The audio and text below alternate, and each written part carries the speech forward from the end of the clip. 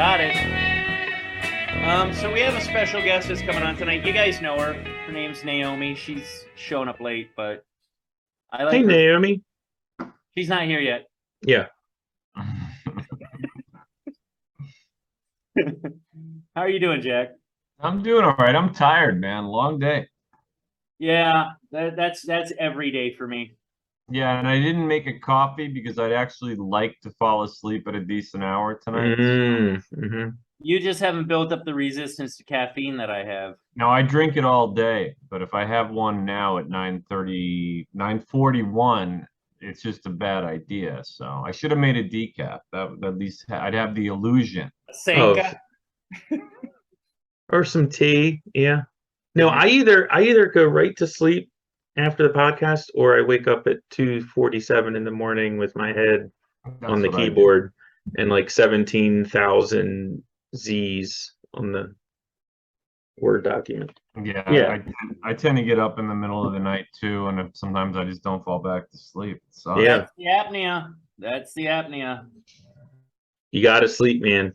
Mm-hmm. I mean, no matter what problem you have, I don't care what the problem is you have.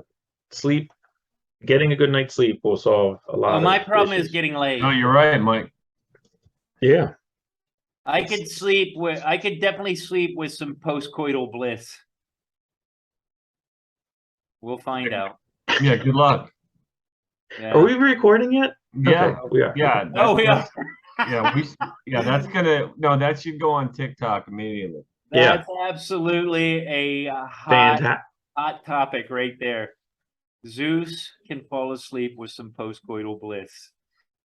I like it. How many times Show about that. How many times do you have to add air to your tire? Paying like $1.50 per time before it's worth it to get a new tire. Because I'm in the middle of this right now. It used to be once every like 2 weeks, and I was like, "Fuck it, perfect, man." Once every 2 weeks, I'm at the gas station anyway. Now it's like once every 2 days. Yeah, you need to get a new tire if it's every 2 days. Yeah. I do it when I see the TPMS thing pop up. What's that? Tire pressure management. Oh, I get that all the time. That's always lit. Yeah, that's standard. Yeah, man. That's like you're an asshole. Dude, my favorite thing is when I'm driving, like, and it's only happened like 2 times on this car, but where the windshield wiper fluid gets too low and the little thing comes on, and I'm always like, holy shit, like, the windshield wiper fluid is out. But I like to overreact to that one. Yeah, I think filling the fluid in the wipers, and then also using the tire pressure gauge and having to having to look for the PSI on the tire. There's something manly about having to do that. Yeah. Because that's all I can do with a car. And yet there's something that your wife could fucking do it herself about. Yeah, I know, but you're always by yourself. Or if you're with your wife, you're the one that gets out and does that stuff. So you feel macho. It's like pumping your own gas. Dude, I need to set up a camera. I'm getting like NASCAR pit crew. Like I pull in, I look out, I can see the valve stem. I always make sure it's like between 11 and 1 o'clock, right? Because you don't want to have to, especially me, don't want to have to bend down too low. I get that thing. I know exactly how far to drive forward to get it. I hop out, I run around, I take off the valve caps first, so I don't waste the air time. I mean, I've got my time. My time is like, wow. If it took me 10 minutes before, I think I'm down to like 2 minutes. Anyway, that's impressive, Mike. Yeah. No, good for you. So what are we talking about, Zeus? So tonight we're going to be talking about the recent student loan. What do you call it? Forgiveness, relief, I guess. Mm-hmm. Payback. Thank you, dear. Payoff. Yeah, and honestly, it's ridiculous. Oh no, Des is not coming on, so I guess it's just us. She's on an airplane. Didn't we know that? I thought we knew that. I did not know that. Oh, that's why I asked if we were still doing it, because we're down. Well, so we're on episode 89, right? Yeah. All right. And Naomi will be showing up, so we'll have her entertaining aspect on things. All right, so Welcome back to the Friends of Zeus podcast. This is episode 89. Shut up, Jack. Tonight we're going. Well, you know what? Actually, let's go back a step. Do we want to talk about our predictions of things to come, and then next week we do like our reflection on the midterms? I think next year's Halloween. Next week is Halloween. Yeah. Is the Halloween edition, and then Tom wanted to do like something with the economy, the midterms. Yeah, on the first. I feel like us talking about like our predictions, just in general about different things that are going on. I got this kind of vibe from this Tulsi Gabbard thing, which I found pretty alarming. Because she makes a lot of sense. I mean, if she runs for president, she's got my vote. But the same thing goes for DeSantis. If DeSantis runs, I'd probably go for him because he's the more balancing aspect of the two. But I do like her a lot. She's great. She's fucking terrific for left. For being on the left, I think she's great. Do you guys want to? Did you guys all see the Tulsi Gabbard thing? No, not yet. I saw her statement where she basically ejected herself from the Democratic Party. I mean, that went viral. I did see that, and it was covered on a lot of podcasts that I like.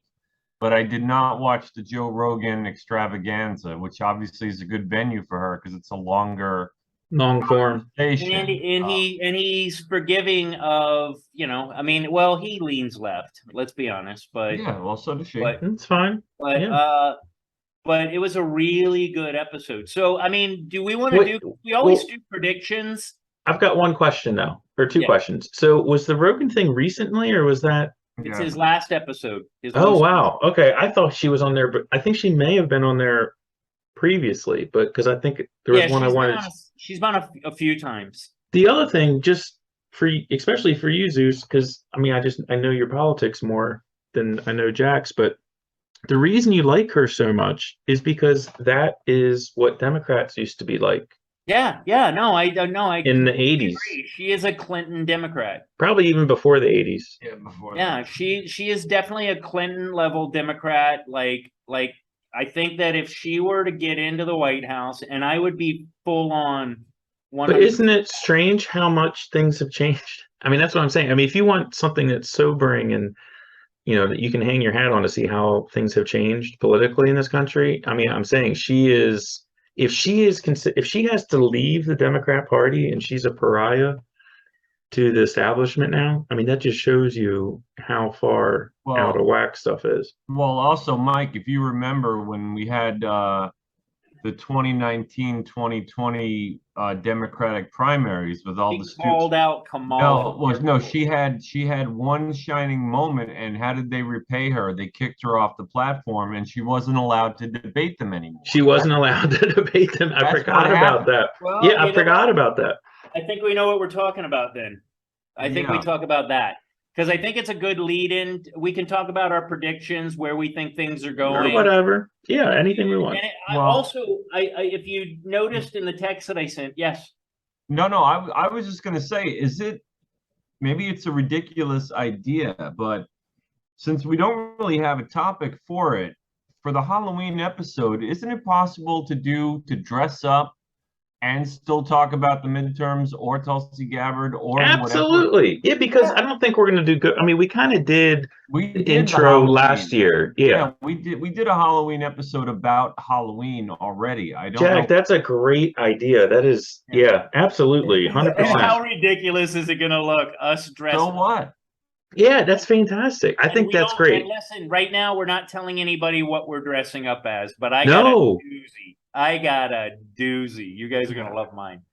But yeah, so welcome back to the. You don't have. Yeah, this is all gonna air. Run, man. Yeah, I'm playing it all, man. So even the part where you walk in and you don't have your pants on at the beginning, I'm putting that in there. Everything's going in. Well, so tonight then let's talk about our predictions, where the world is going. A lot of it based in, and I know you guys didn't see it, but I saw the recent Tulsi Gabbard episode with Joe Rogan, and it was spectacular. It's dark, and she has a very sad perspective on the world. She's essentially putting us at DEFCON 4. Like, she really, really thinks that if we do not straighten things out, we're going to go full on nuclear, end of civilization as we know it. I don't know if I buy into that, but that's probably the I want to live a full life aspect of things. I want my kids to live their lives. But she makes a lot of arguments that, Putin is up. I think I've said this before, that Putin doesn't give me a crazy vibe at all. And based on my profession, I think I've got a relatively good detector for crazy. He seems committed. He's a true believer. He is, and that's frightening. Zealots are always frightening. Zealots flew into the World Trade Center. So when she's saying that she thinks he's backed into a corner, and he may just go fuck it and hit the button, which it's not a button, but we all know that. Yeah, go ahead. No, so I mean, just because I thought that a while ago, and just a little bit that I have looked into that, it is more difficult for Putin to fire the nukes in Russia as things are set up now than it is for Biden. In other words, there are many, many layers of bureaucracy. There's a lot of politics involved. There's a lot. It's not just like he says do it and they do it. They have a lot of redundancies. I'm sorry? I think it's the same here. I think you don't just walk into a room. You don't. No, you don't. You don't here. But what I'm saying is it's very hard here, but I'm saying it's even harder there based on what I've been able to find out so far. I'm not an expert. I don't know. I'm going to keep looking at it, but it seems like there are many, many opportunities for people to be like, no, like between him and they're probably holding guns. And he's not popular. And listen, he is not a popular figure in Russia right now. I mean, the people who like him, a lot of them are here. They're Russians living in, especially around this area. But it's the people that are cowed by his power. He's a ruthless person, and he is not afraid to use his power. And he's killed hundreds of thousands of people, just in our lifetime. So he's not a softie, and he's not crazy. I mean, whatever you want to say. But anyway, I'm just saying, I think Tulsi is great. I'm just not as, I don't know. I just don't think the nuke thing is as big of a threat. But it's always been there. I mean, right? Since we've been born, it's always been like hanging. How long have we been hearing about the death clock or the doomsday clock? And it's always been at like 11:57. Well, it's always been 3 minutes away. I didn't see the Joe Rogan interview, but I know from her other sort of brief appearances on the subject of this sort of coming out party that she gave herself. I mean, she makes a valid point. If you have the two parties, right? One's in like, which party is really the hawkish party right now? Which one's absolutely the left? It's the Democrats. I mean, 100%. How many billions of dollars in weapons and support have we given Ukraine now so far? Is it 50 billion, 40 billion? It's north of 50 because we did 40 billion right out of the gate. Right. What's funny about that? And there's no effort by this administration to try to sit down and negotiate. In fact, there seems to be some evidence of the opposite, I mean, with the pipeline and everything else now. So I don't know. I'm not DEFCON 2 or anything, but it is scary that the party in power seems to be into this war thing, the way the Republicans were, say, with Desert Storm and invading Afghanistan and Iraq. Both Bushes, yeah. Yeah, so I you mean, know, it is a little scary. I mean, it seems like the people that were protesting the war back then, as far as the academics and the intellectuals, now they don't say anything about it. no, they're probably endorsing it on certain levels. Well, they're silent. Yeah, I mean, so you know, like I was saying, I want to talk about our predictions because we do pretty good with predictions, and this is going to sound contrived, but I really feel like everything that is going on right now is like we're Rome. We're so Rome right now. We are at our 200-year point. Rome lasted, I think, 300, and then it just crashed. It plummeted, and it was no longer the this huge, powerful force in the world. And I feel like right now, with like the non-binary stuff and like these student loans thing. Why are we worried about student loans right now? Fuck student loans, man. Votes. Fuck student loans. I don't give a shit They're about paying. They're paying for votes. Yeah. And I mean, that's the beginning, middle, and end. That's the entire answer. Yeah, why do you think that dropped today? Everybody got the emails and whatnot. Dana was talking about everybody at work got this email from the federal government. And it's like, when is the election? Like in 22 days or something? Yeah. It's 2 weeks from today. 2 weeks from today. So it's like, I just feel like, and I've said it before, this is me repeating myself over and over, but there's such a vibe of pay no attention to the man behind the curtain going on right now. I mean, honestly, non-binary really doesn't fucking matter that much, but we've made it about the kids, and that's why it matters now. That's why people are getting up in arms. Tulsi Gabbard on that episode, she was very, very clear that she is not a fan of them doing this with the kids. And once you're like 18, 21, whatever, I don't know if she said this word for word, but she was very clear that to indoctrinate kids into this and to have them just talk to a strange person online that they don't even know that it's just somebody texting back to them, that's a bad place to be. That when you can take very important advice and do it online with a person you've never met is ludicrous. And we've had these discussions where I think we're all on the same page when we say that that's fine if you want to do that at 18. I say 21, but because just plain and simple facts about the human mind. It is not developed, they say, actually, until about 25. Mm-hmm. And they're allowing children that they will not allow to own guns. They will not allow to own or buy liquor, own a home, all these other very responsible and pragmatic things. They will not let them do it because their brain is not developed. But sure, you want to mutilate your body, and maybe that's a harsh term, but that's how I feel about it. No, that's exactly what it is. Then that's fine. And it's heartbreaking to me. Like, I'm getting misty even thinking about it. The whole thing that's perverse about it, Zeus, it's not, look, people have different opinions about stuff, whatever. The problem is, it's not a matter of opinion.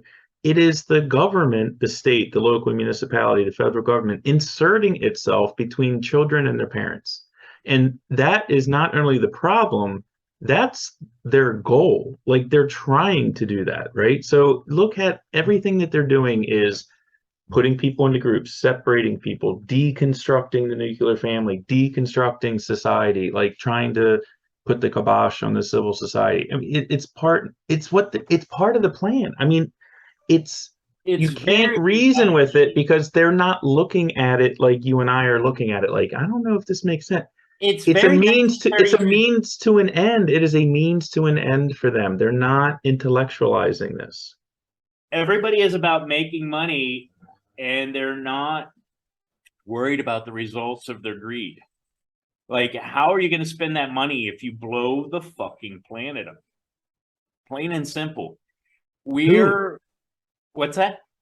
Well, look, here's the thing, and I mean, just jump back, and then I'll address what you just said. But a few weeks ago, I mean, this was actually a few months ago, when I was like, holy shit, this stuff is a lot worse than even I thought.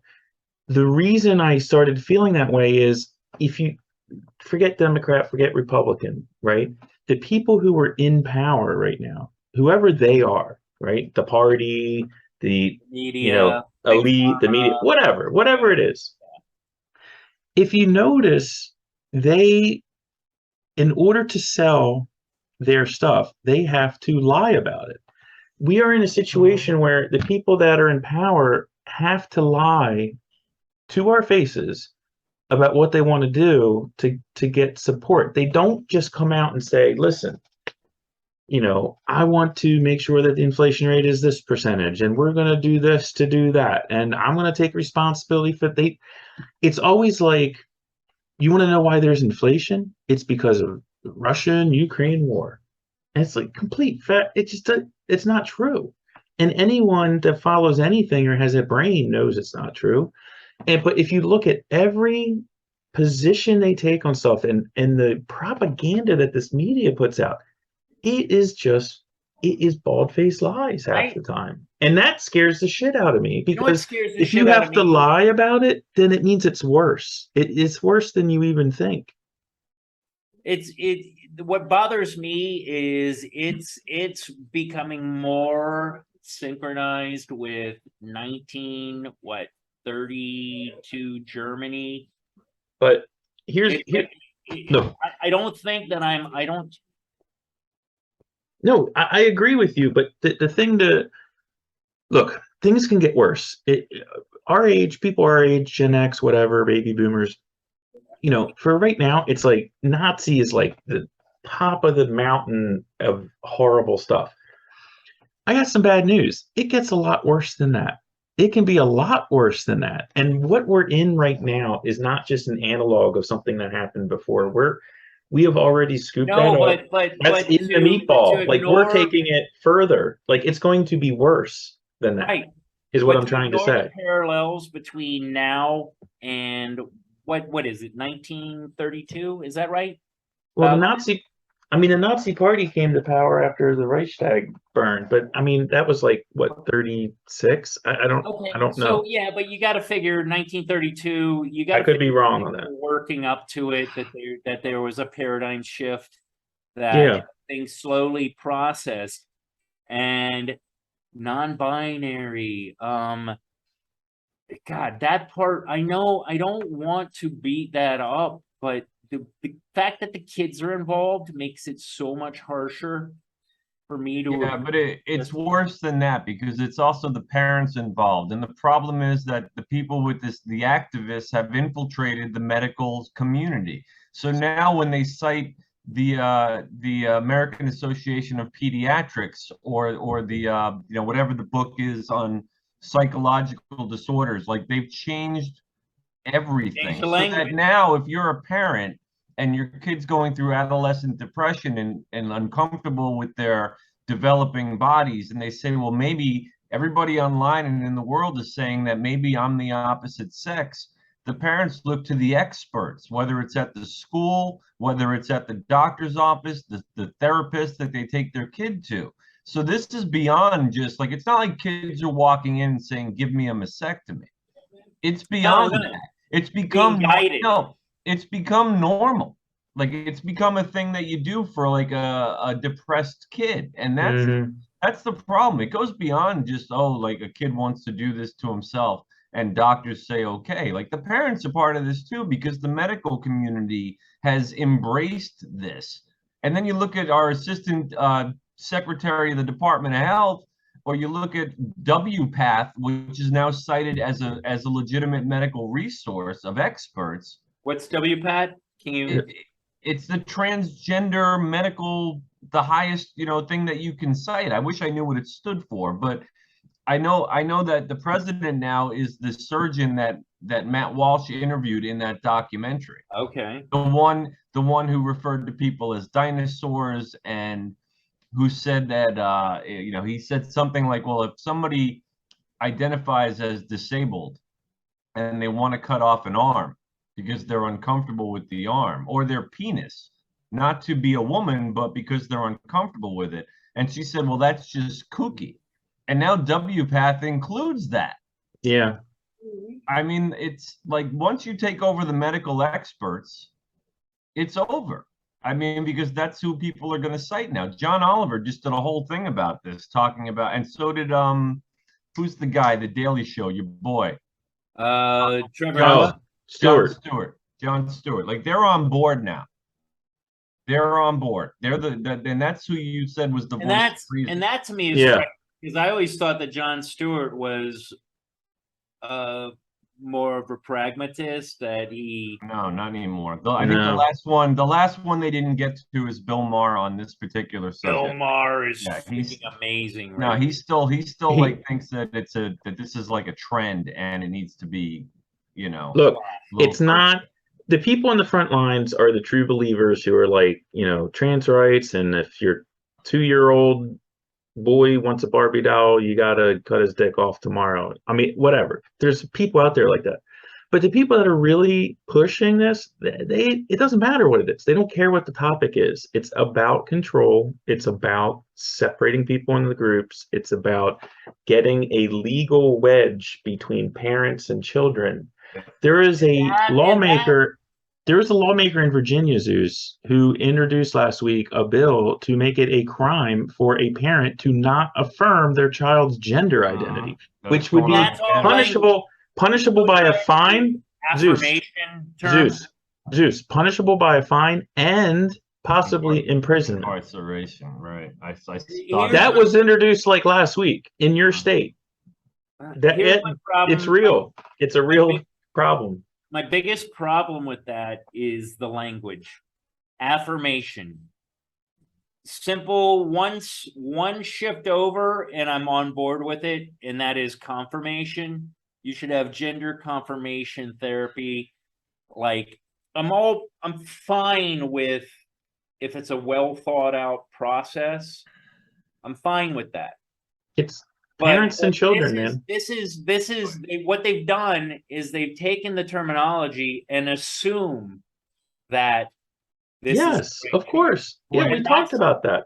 Wait a second. You guys were just talking about the Nazis and fascism, and it wasn't too long ago where they literally redefined fascism.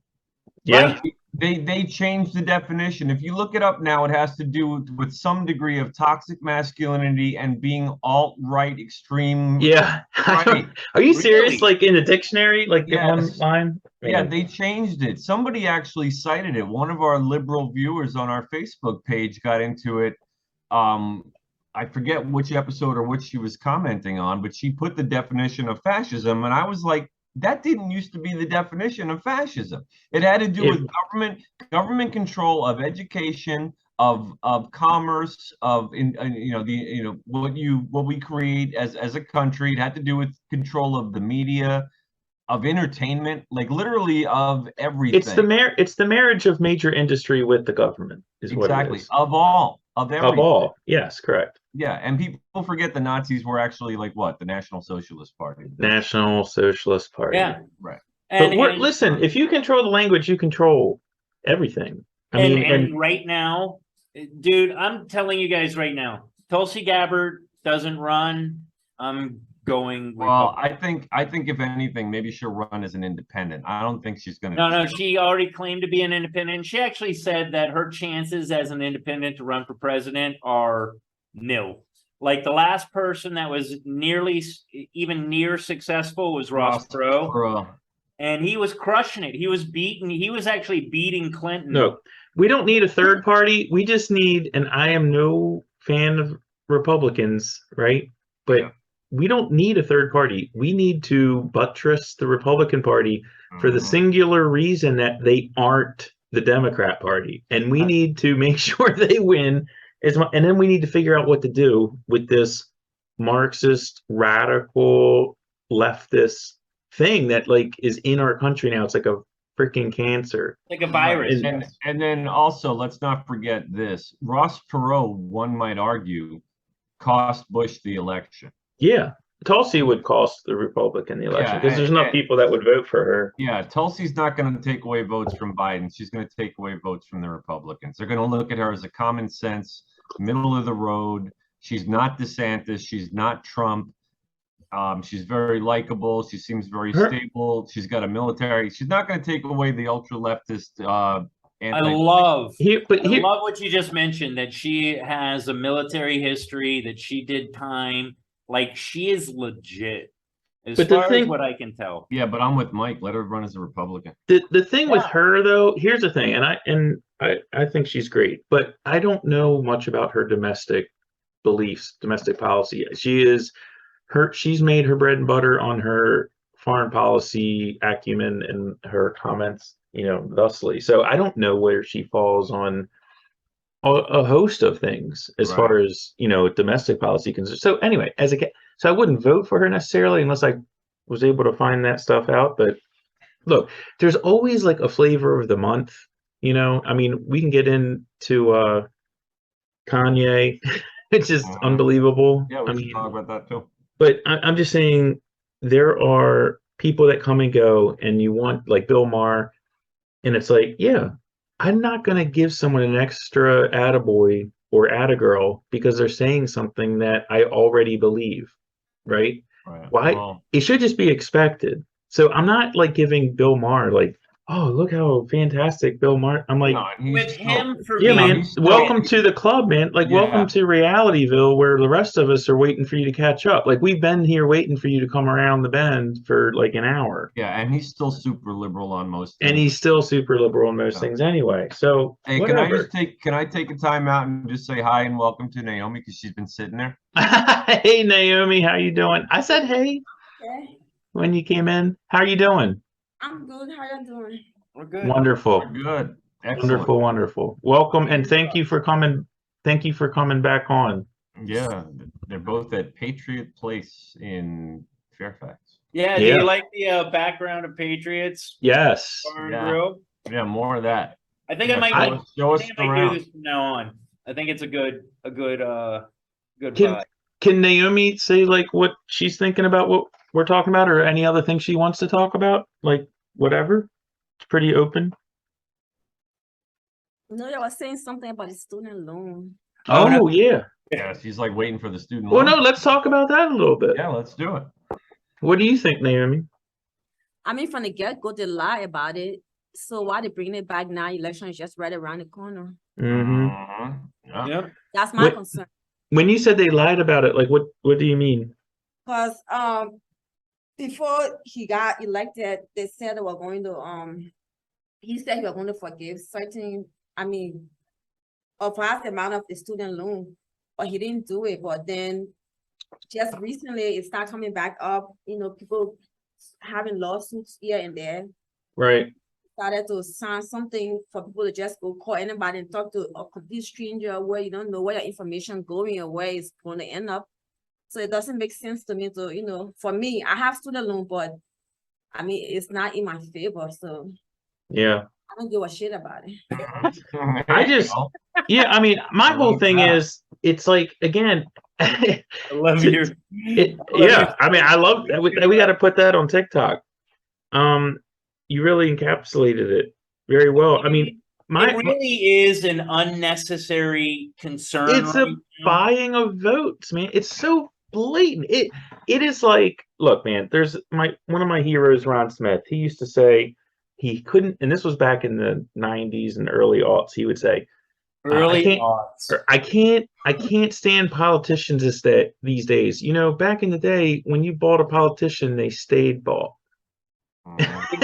So he was like lamenting that the golden age of like being able to slip someone some cash, and now we have an administration that is doing that in broad daylight and the only reason people are like, why college loans? Why isn't it mortgages? Why isn't it car loans? Why isn't it home? the reason it's student loans is because they're young, and statistically, and when you crunch the numbers, the young tend to vote more Democrat. So it is pure numbers game, purchasing of votes. And and in the open without any shame at all. And everyone's just like, oh, this is great. Where do I sign up? It's just astonishing to me. And there's a big part of that really, I think that if we were to look at the history of people's political affiliations, I think that probably, with what you're saying, that people start out Democrat and end up Republican because they realize that exactly. Yeah, that Democrat is, there's not, I mean, I still identify as a Democrat, but I'm leaning far right. But my far right is just right based on where I started. You know what I mean? Like, I'm just right, but I'm so far right from where the left is right now. Right. Do you believe in like personal liberty and individualism? Yes. Do you believe that we should have elected representatives and that we abide by that voluntarily? Yeah, no, I get. Okay, so that what I'm saying is it's not Democrat or Republican, man. You either believe in Americanism or you don't, and that's why I call the Democrat Party the party, because they have made it extremely clear that they don't. I mean, that's them saying it. You're this far from calling them Das Party. I will call them that. I mean, no, it's worse than that, dude. I mean, seriously, these people aren't interested. We're in a very bad place. Do you think Nancy Pelosi gives a flying F about consent of the governed and representative? I mean, do you really? Shit, it's raw power, dude. It is a raw power game right now. That's all it is. They were talking about on the Tulsi Gabbard episode is that there are these legal like bylines or whatever you want to call it that allow Pelosi to just inside trade. That's right. Literally, they are legally allowed to inside trade. But if you are a trader and you do inside trading, you go to fucking prison. There's like 3 levels of justice. Up with that.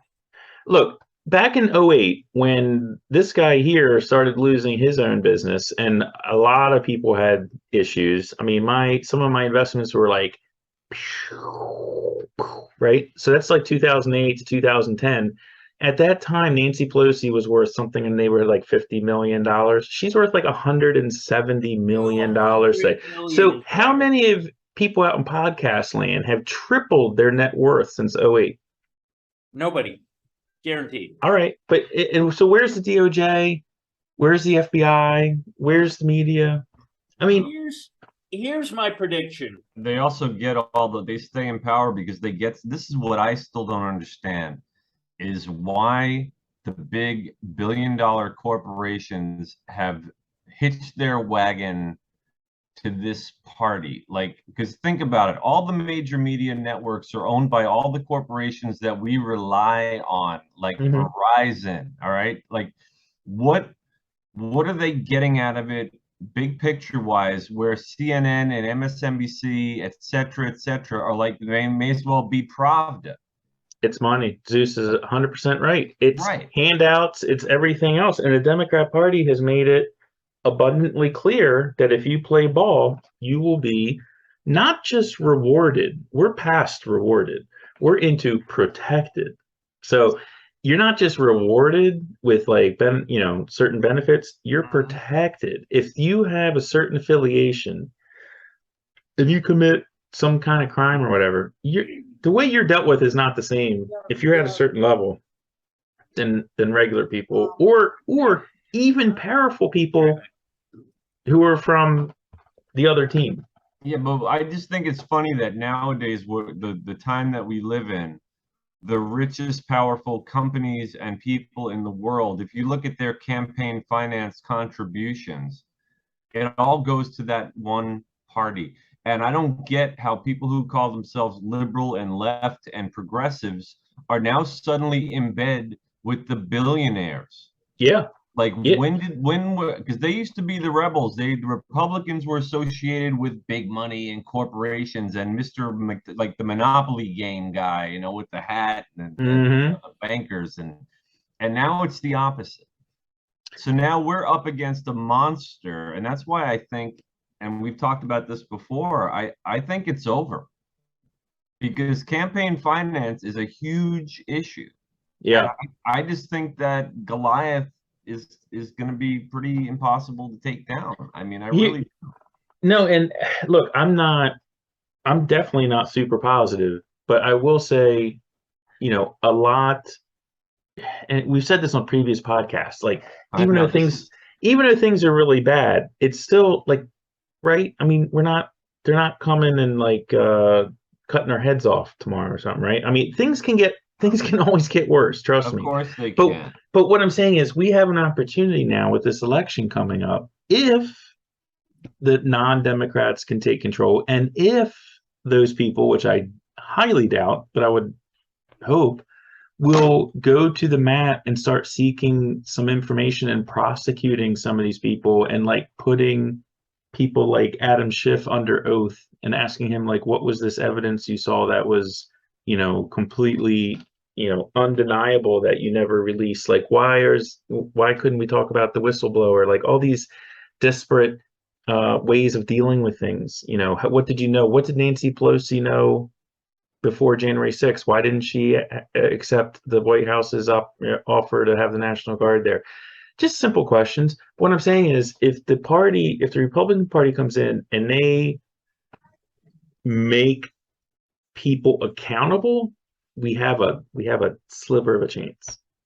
And that's kind of what I'm hanging my hat on. And I know it's not, I don't know, man. It's not a huge chance, but it's a chance. No. Like, that's the only. I know. That's the only thing I can think of, man. Because if there people like me, if there's no accountability, it's like, I don't know, man. I can't stay on this canoe. I mean, I'm not going to play a game where there's no accountability. I'm just not going to play that game. I mean, that's a fool's errand. And so if I see some accountability, or even like a real effort, that will do a lot to fuel my tanks, for sure. Yeah, it'll kind of revitalize people a little bit if they see that there's actual change. Yeah. And you know, we can only hope. And it's up to those people. It's up to those Congress critters, you know. And there's some that are legit. There's some that seem pretty real to me, but they're in the minority. Everyone, look, it's again, we keep saying this, but the parties are, it is the power elite. Like, it is very few people in the Republican Party that really kind of like see things the way I do, or the way Jack does, or Zeus. I mean, most of them are establishment people, and they go along to get along. The vast majority. And that is it's really troubling. I mean, it's I mean, well, that's so why you think about this, right? Can you see it? Can you see it? No, not really. Move it up. No, what is that? So I want to pump gas somewhere down south today, and this sticker was at the gas pump. Yeah. Biden said, I did that. Oh, yeah. Oh, I've seen those stickers. Yeah. Those are great. He's like pointing. He's pointing. Yeah. I did that. Oh, yeah, Naomi. That's I want to get a roll of like 500 of those for Christmas. Yeah. Just like distribute them. Yeah, I mean, listen, last year I was like, when I was taking blue painter's tape from my car and like writing like F Biden on it and sticking it on the gas pump. And that was like over a year ago. Something similar, yeah. And that was before those stickers, but they would always peel it off. I love how they're like, we can't let these stickers stay on there. It's like, I go to gas stations, there's like 5 million stickers on there of stuff, you know? Got me shot. Yeah. What's this? Vodka. Jesus. Oh, Jesus, Zeus. Oh, goodness. So our topic tonight is... Yeah. How about, let's do a topic. It's called gout. How did Zeus get gout? Through a lot of investment in bad eating and drinking. It's called the disease of kings. Yes. Yes, the disease of decadence. That is it. Yes, it is. So yeah, but back to like predictions, man. I mean, let me go off on a tangent here. Okay, we That's love what I this. want to do. Yeah. I feel like, again, I feel like we're Rome. I feel like people want this dissidence, that they want this distaste with everything that, 10 years even, maybe just 10 years ago would have been outlandish and not something that we would have been concerned about. And now the sci-fi that was going on, it was like dystopian future just 10 years ago where we're at now. The fact that, again, well, the fact that now you can go on to, say, a TikTok, just to use that as a reference, and you can find groups that are like gay and lesbian that are like, no, we're not part of this LGBTQIA plus thing. They're like, no, we're lesbian and we're gay, and back off. Like, we're in this weird place where, like, if you want it, you can find it. If you want to find somebody that is anti-Semite, fine. There's now it's perfectly fine there, because the anti-Semites are a marginalized group. Dude, they're trying to say that what is it? The minor attracted persons are oppressed. Yes, group. they got a I'm flag. saying They got a flag. They're official. But don't get caught up in the thing that's right in your face. You got to look at what the next 3 steps are. I mean, they're trying to destroy things. Yeah, remember the slippery slope argument, and it was like belittled, and you conservatives, you're so worried about what a little change is going to bring, and now look at it. Like even the gay pride flag, like if you look at it 10 years ago versus what it looks like now, it's horrible now. It's just it's completely like it's madness. The whole Zeus, listen, the reason minor attracted people, I'm sorry, that's it. Yeah, it's crazy. Right? They got a flag. They're official. They're marginalized.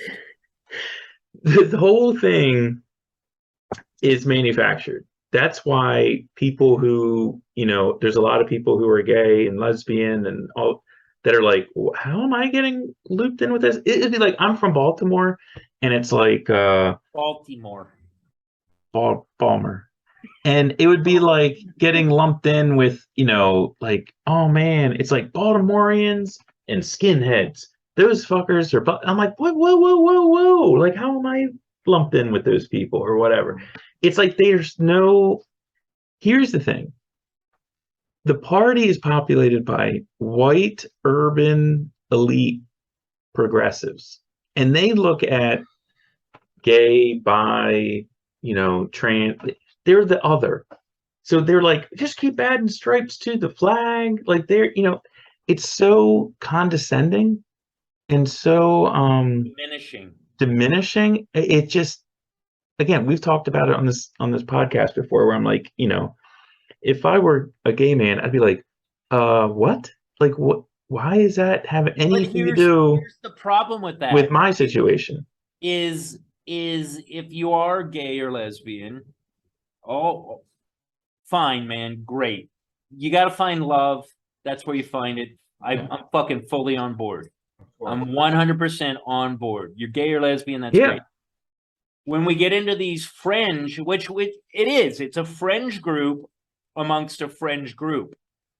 And it's a third wheel. Right. And who likes a third wheel, right? Nobody. I'm a third wheel. Trust me. Nobody likes me. But the point being is that we're getting so spread out with what we have to pay attention to now, that the real things that are happening in the middle, which is where we should be, are fucking so discombobulated, and you can't.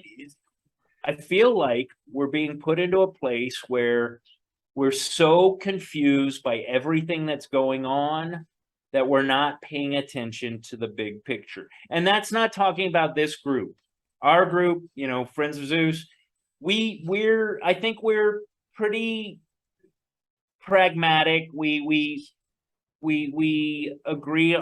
Obviously, we wouldn't be friends if we didn't agree on a lot of things, but Well, I have friends I don't agree with, but yeah, I and get that's your point. fine. Yeah. But we do it civilly. Yeah. I disagree with you guys all the time, and you guys pull me, you know, throw me down on the mat and Mm-hmm. call me out.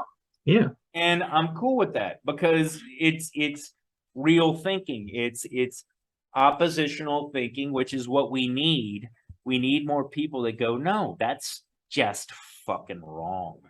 You can't do that. Like, again, you know, we can go back to the student loans thing. It's like, this is so much a non-issue. I paid for all my school, and yes, I am a white suburban whatever. You know, yes, I have benefits, but I busted my ass to get where I am. It's not like I just got free shit. I got paid back for what I was putting in. You get what you pay for. Again, if you want my prediction, it's not rosy.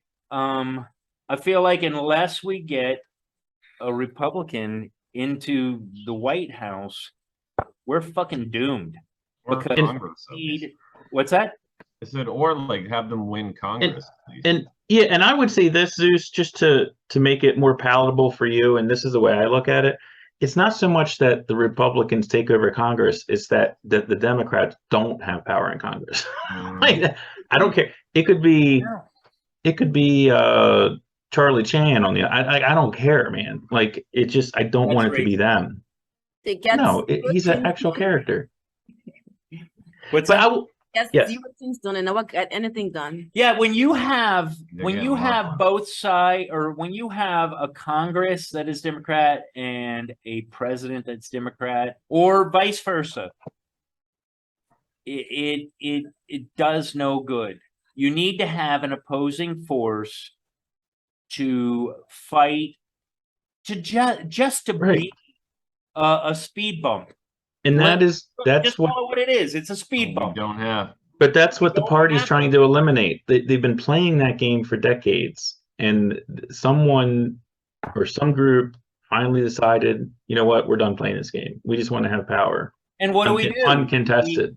We throw in things that don't matter and make them sound like they matter. Like this. I mean, I could give a shit about money being paid back to students for going to school, because you know what? You have to work for what you get. And here's the real insulting thing is the people who go to college on average, not anecdotally, but on average, make more. And so you've got all these people that are working, you know, without college degrees, that they have car loans, they have mortgages, they have small business loans, they have home equity loans, they have all these other loans, and they're not getting $10,000, and they have to pay taxes to pay. I mean, is Exactly. this Right, Mike, if the Republican Party did that? Yeah, you're nailing it right now. I mean, that I look at. How about this? How about this is going to cost us in the long run? Oh, yes. Yes. Oh, Right yes. now, It's gonna it's hurt. financial freedom, and it will be duly seen as that. But 5 years from now, when it starts hitting us, because this is what, like 30 million? I mean, I guess that's not No, a billions. large number. No, it's billions. It's billions. Which is crazy, because I remember in the Reagan years when billions was like the cap, like that was the most money you spent. Now we're like hundreds of trillions. Like we just have. Dude, when I was Also, aren't we in a recession already right now? we already are. Okay, so right. When have we not been in a recession in our adult You've lives? always been in. Up until about a year and a half ago. Yeah. Nah, we were in a recession before that. Let's be. Well, not right before that. We were not. It was like No. the hottest economy in the country's history in Yep. Yeah, 2020. he's right. Okay.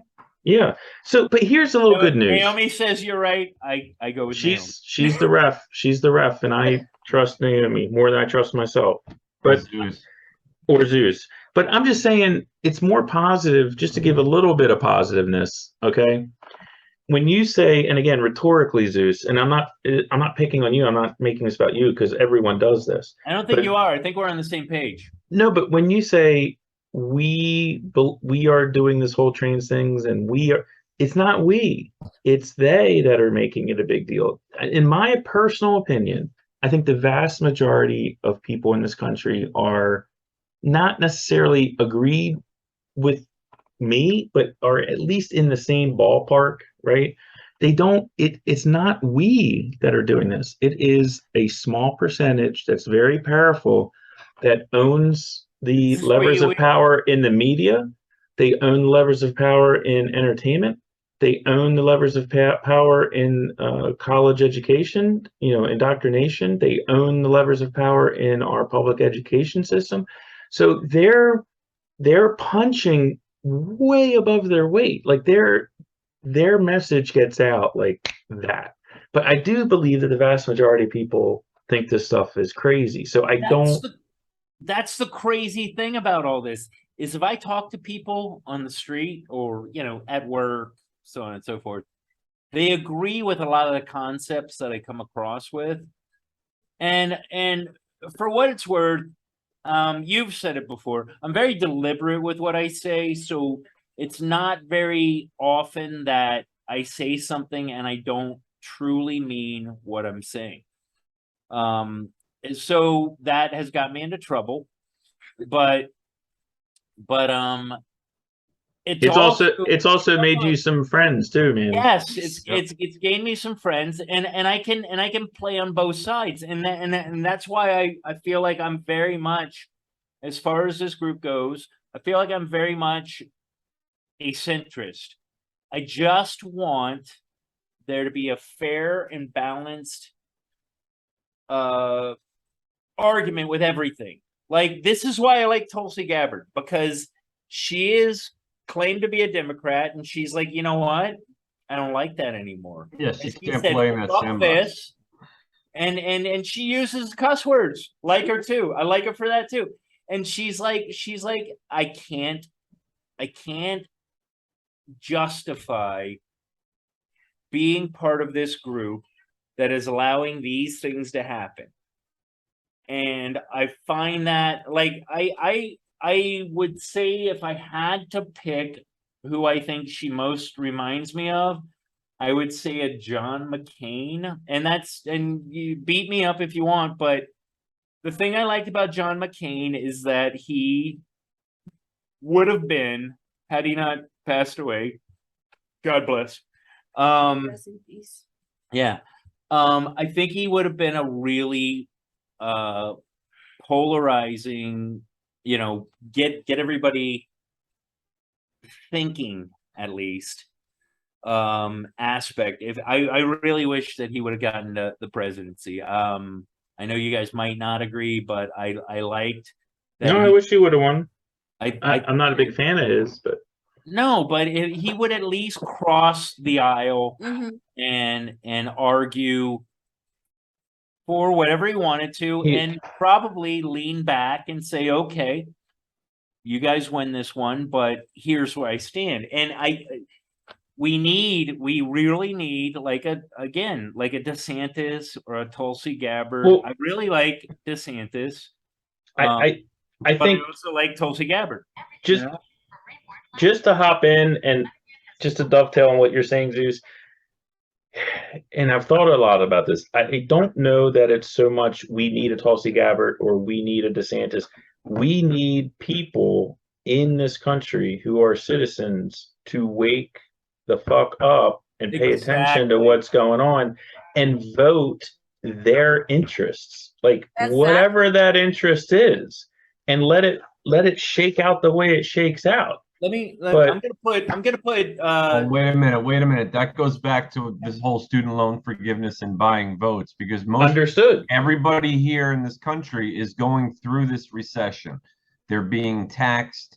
Food is more expensive. Cars are more expensive. Gas is more expensive, and student loans are another bill that people have. So if all of a sudden the guy comes out from behind the curtain and says, hey, I'm going to make your life just a little bit easier right now. Fuck the fact for instance, Biden asking for a month. No, forget the fact that your taxes, that people's taxes are going to have to pay for this. Right. And forget the fact that if we keep printing free money, the economy is only going to get worse. And it's not going to affect me personally, maybe, but it will.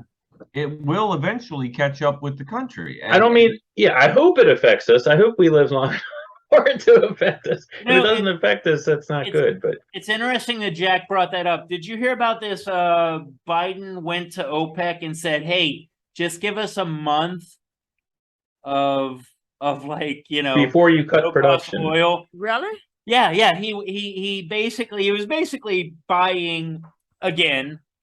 Using diplomacy, and this is they impeached Trump for 1% of this. Yep. For 1% of that, a bad phone call, and this guy is actually manipulating foreign policy for domestic political ends for a fucking month in a global aspect of how you look at things. He said, "Give us a month so we can win this."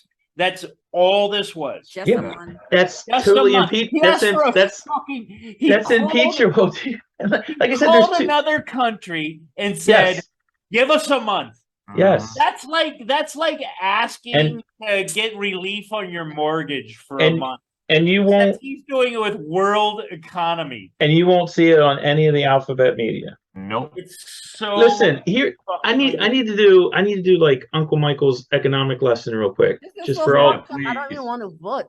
For all the people out in podcast land, just real quick.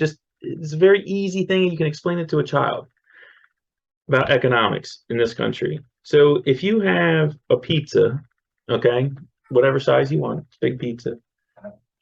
That pizza represents the GDP, gross domestic product of the country. It represents the total sum of all of the value that this country produces, say on a yearly basis, whatever. It's like, what are we bringing to the table as a country? Like, what's our net positive? Then you have, and what used to be, I don't even know what it is now, but back when we were in college, the circulation of money in this country was somewhere around $13 trillion, I think, something like that. So you take that pie and you cut it into 13 trillion pieces, right? Those are dollars. But when you take the amount of money and you arbitrarily say, you know what, instead of $13 million, now and I think it's probably up to like trillion. I think it's probably up to like $18 trillion now, whatever. So now you're taking that pizza and you're cutting it into 18 trillion slices. So how does this affect Jack? Well, Jack's got a $20 bill in his wallet. Let's make it simple. A $1 bill in his pocket.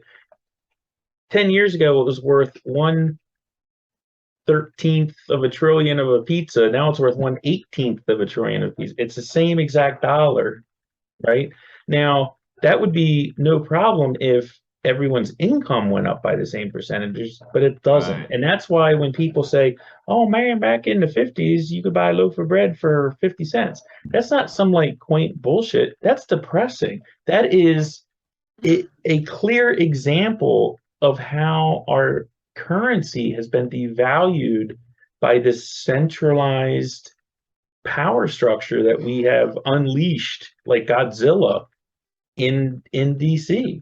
And their appetite is endless, and they are not going to stop unless we stop them, which is why elections are so important.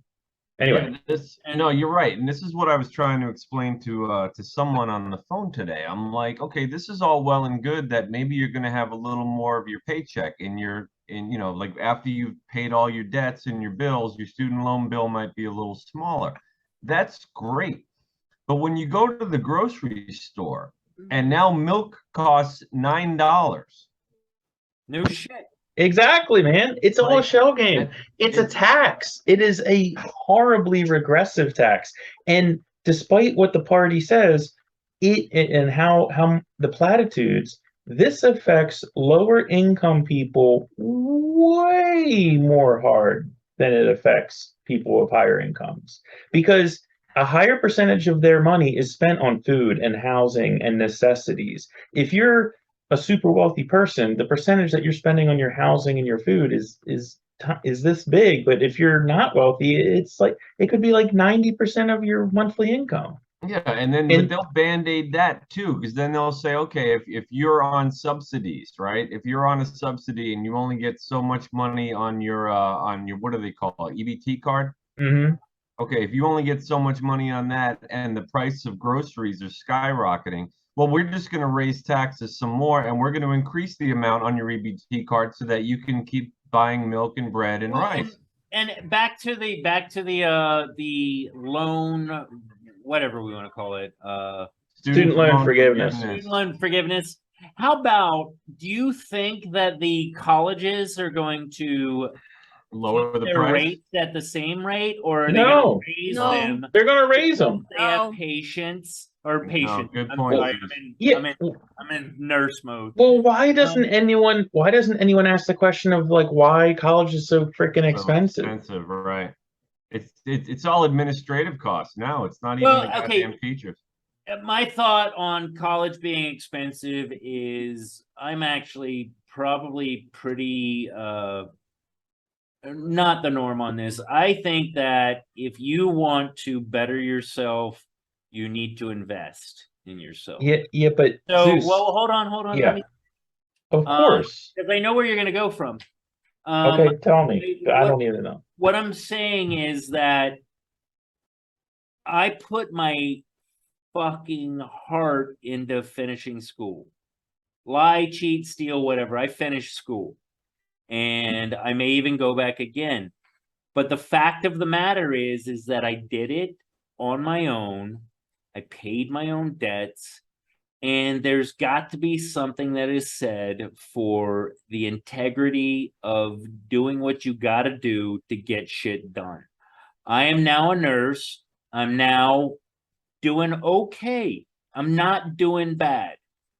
Can I borrow 20? Can I borrow $20? Sure. Oh, okay, cool. Sure.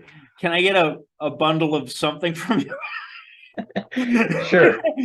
But my point being is that you get what you put in. And when we as a society decide to stop having to put forth to get back, we're in a very scary place.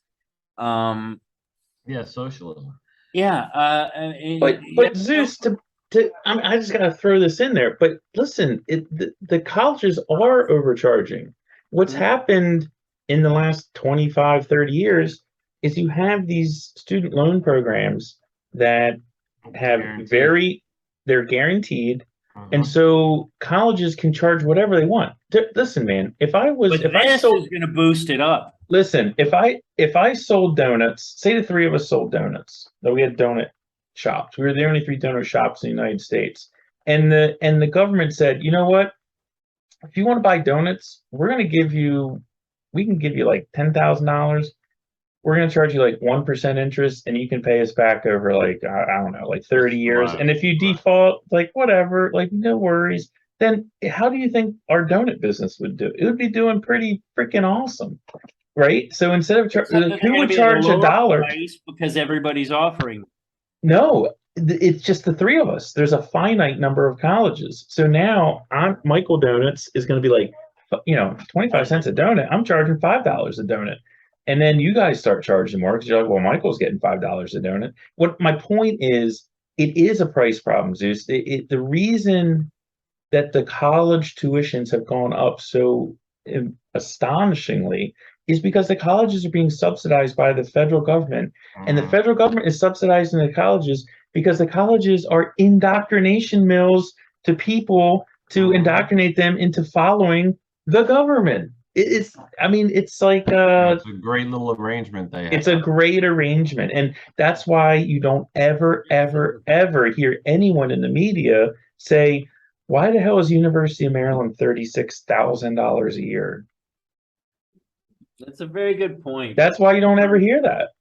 And I switched colleges because of the tuition. I went to Drexel my freshman year. It was like $14,000 a year. I had a student loan, and I was taking computer science, and I ended up hating it. It's a whole other podcast. So I transferred to Virginia Tech. It was like, I don't know, $4,000 a year or something like that. And I did it because one, I wanted to go to Virginia Tech, and two, I was like, holy shit, I can finish my entire college career. whoa, you went to Virginia Tech? Yes. Oh no, I'm asking. Oh yeah, yes. Were you there when the whole? No, I was already out, but I graduated in winter of '93. Oh, but you're so young. I know. Well, I rushed through in like 3.5 years. My point is, I made a decision based on that, financial thing. And now the tuition, and I was out of state, it's like north of like 30 grand or something. I mean, has your paycheck increased by a factor of 10? Say, okay, no. Very lucky with my investments. I bought my house at the bottom of the market. I went to school at the exact right time. Like, I went up, let's not get too much into financials, but I went from like 60 to like 110 in like 4 years. That's really good. Yeah. And I bought my house for 125, and I won't be able to sell it for, yeah. And I won't be able to sell it for less than 180. Like, I got very lucky. But my point is it's not luck. Right. It was, or maybe it is. I don't know. It is luck. I got very lucky. Did you guys get your 401k Q3 statements yet? My 401k sucks. It was at 40,000 a year ago, and now it's at like 27. Yeah. So it's crushed. We need to get one of Naomi's stickers that says "I did that" of Biden, and stick it on your 401k on everything statement. On everything. Stick it on bread. Yeah. Toilet paper. Everything. Yeah, we're, I mean, I don't know how we turned into this. This has been very much an episode about well, no, I think this has been a great episode. Yeah, it was. I think that we're hitting a lot of things. I honestly think at the end of the day, I'm very frightened for the future of our country. Be it Democrat, be it Republican. I honestly fuck both of them. I'm leaning more towards where you are, constitutionalist, and honestly, that needs some work too. I think that we are in a very scary place right now, and let's take the Tulsi Gabbard into the world shit out of it, but that has to be something we consider, because all it takes is that one guy that's cancer toxic, which they're saying Putin has had cancer for like fucking 10 years. That's probably, nonsense, but I don't know. He looks kind of poofy. But the point is, yeah, a lot of steroids. You're right. The point is that it only takes one bad decision with a couple people behind you for the world go all to hell, where we're all living in our basements and just living out radioactive fucking. Yeah, I'm just saying, I don't. Everybody loves Zelensky still, and he's calling for us to like actually preemptively strike Russia. Yeah, I'm. You know what? I am so not into the Ukraine-Russia thing at all. I think that Ukraine has a history that is questionable. Yeah, no kidding. Yeah, but we just need to sit them both down and put an end to this shit. Yes, exactly. And that's actually what Tulsi Gabbard said. She's like, look, here's what we need to do. We need to settle this. We need to find a way where both sides can live with it. Yes, where they both get what they want. Maybe he allows a pipeline through, whatever. That's not my scope of thought. But the point is that we need to be involved far more diplomacy-wise than providing weapons, providing money. We need to go, you know what? This is a little shady. Yeah, playtime is over. Yes. That's it. And- People are dying by the thousands and By the scores, yeah. it's only going Yeah. to get worse if we don't make these people sit down and get their shit And together. it really, I mean, it needs to be the US, but it really needs to be a unified NATO as Yep. well. Because, I mean, here's the thing, and I don't know how much you guys know about Russian history, but look, Russia had, I mean, going back well back into like Tsarist ages, has Yeah, always been Stella. an issue. Like they go through these periods where they gain a lot of power and then they get kind of put down, and then they used to call it awakening the bear or whatever. Through hundreds of years, Russia has gone through this cycle where it's sort of like dormant and then it gets very aggressive and then it's like dormant again. And if you look at culturally, like Eastern Europe, and Russia versus Western Europe, it's a huge culture clash. I mean, I don't know if people fully appreciate that here in America, but it's a huge different culture. It's a different language. I mean, Eastern Europe and Russia is based, their language is based on the Cyrillic alphabet. It's like 36 characters. Western Europe is based on like, French, English, they are very different types of people, and that's fine. But Ukraine's right in the axle of this. They're right in the middle of NATO and Russia. And the land of Ukraine has been conquered and reconquered and hundreds of times. So again, this is nothing. There's nothing that's new under the sun. As far as like nuclear stuff, again, I'm hopeful with the Russia-Ukraine thing. I'm a little more worried about Iran. But the thing about Iran that a lot of people aren't thinking about is Israel is not going to let Iran get a nuclear weapon. They're just not. So if Iran gets close, the first people that are going to know are the Iranians, and then it's going to be the CIA and Mossad, pretty soon afterwards. And the second Mossad gets wind that there's anything going live, because it's existential to them, they will take out whatever they have to take out. And haven't we always had a feeling like, I mean, like we grew up during the Cold War, but wasn't there always like this sneaky suspicion that whatever the end of times was going to do is probably going to come from the Middle East? Yeah, it's always been kind of like lurking back there. That's like Nostradamus predicting the third Antichrist. Well, it's where civilization began, Mesopotamia. So that's right. I mean, I'm just saying, I'm not. I try to be a pragmatist. I'm just saying, for anyone in podcast land, I just don't want people thinking that nuclear war is like around the corner. And the fact is, listen, it's not the way it used to be. We have been living under this threat unknowingly for decades. Russia, all the nuclear powers pretty much have the capability to send a warhead anywhere in the world they want to right now. That's right. You don't have to, especially with Russia and the United States. Russia's got nuclear submarines with nuclear missiles on them. We have no idea where they are. And likewise, it's the mutually assured destruction thing. But my point is, so why is anybody talking about China stand on this? China is a little bit of a wild card. But I guess my point is, anyone that attacks us with a warhead, and I'm not talking about a battlefield tactical nuclear weapon, which is a whole other discussion. You're just talking metaphysically.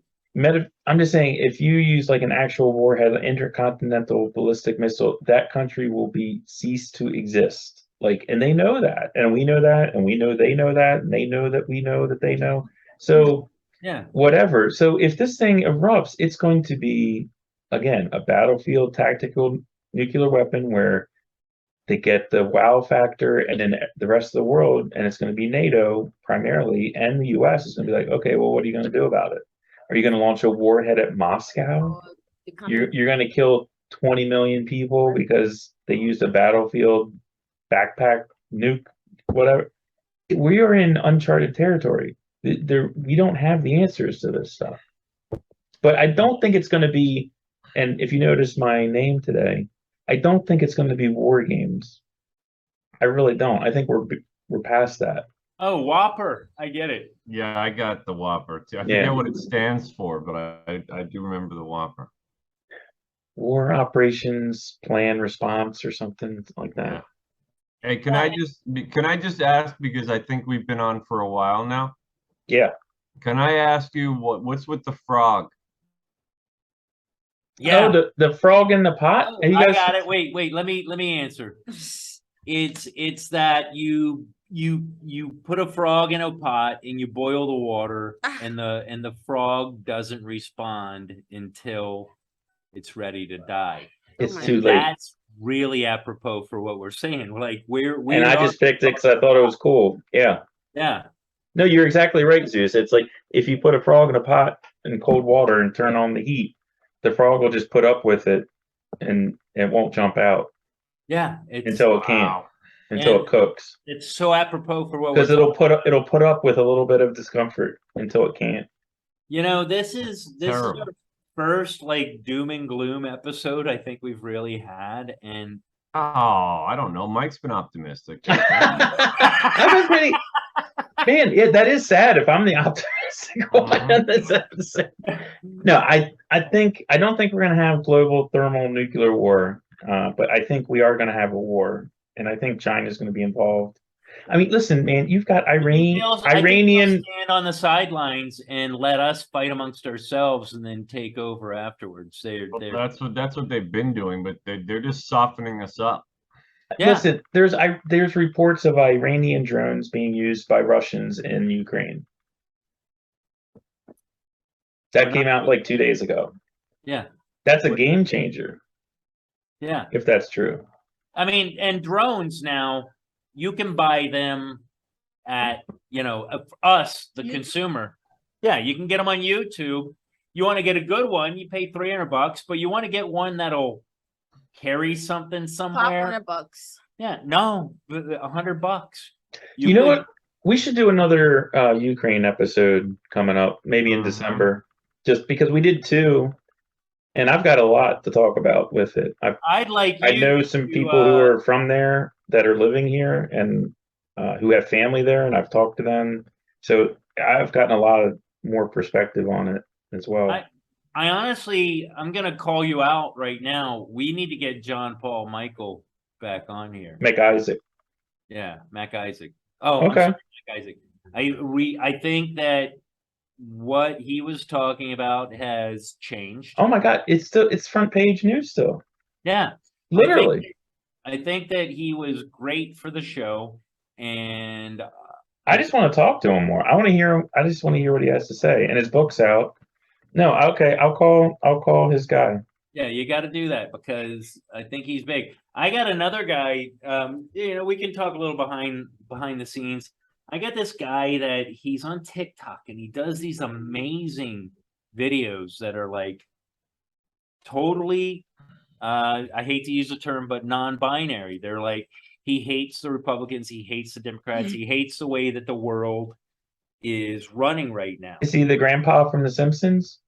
Yes, Okay. he is. No, he's very interesting, and if I can get him, it's going to be a huge get because he's like this white rapper. He's got tats all over his face, but he's really, really like so tuned in to like what we talk about. What is his name? I'll find out. But the guy is amazing. Well, as far as tonight's show goes, have we been on for a while? I think we've been on for a while. I think the water is just getting the temperature where I want to jump out. All right, well then I guess if it's official, we have been on for a while now, and I think it's time we wrap things up. All right. That's just me. Good night, Naomi, and good night, everyone. And Nice seeing you guys again. good night, everyone in podcast land. Absolutely. Love you guys. Peace and love.